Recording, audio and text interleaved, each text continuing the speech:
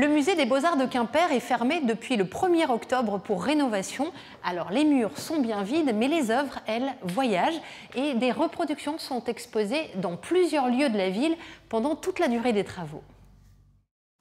Dans des crèches, des foyers de vie ou des maisons pour tous, l'art vient à la rencontre des habitants.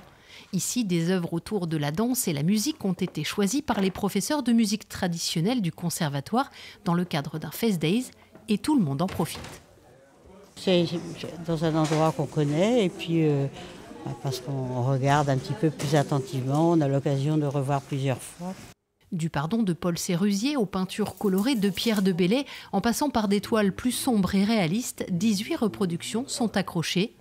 Est-ce qu'on fait plutôt musique, plutôt danse, plutôt rassemblement? Pour le musée, faire rayonner ses collections est une nécessité.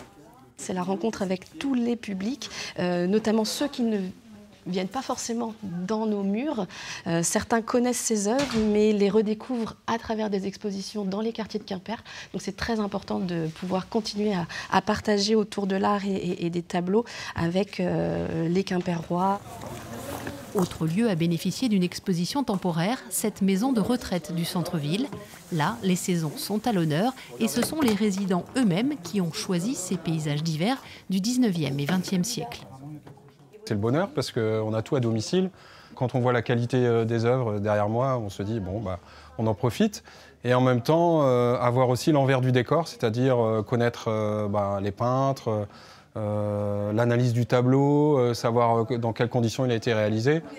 Habitués des musées, ces amatrices d'art apprécient l'initiative. Ça pourrait être une bonne idée, je trouve, de garder ça sur certains murs dans les étages.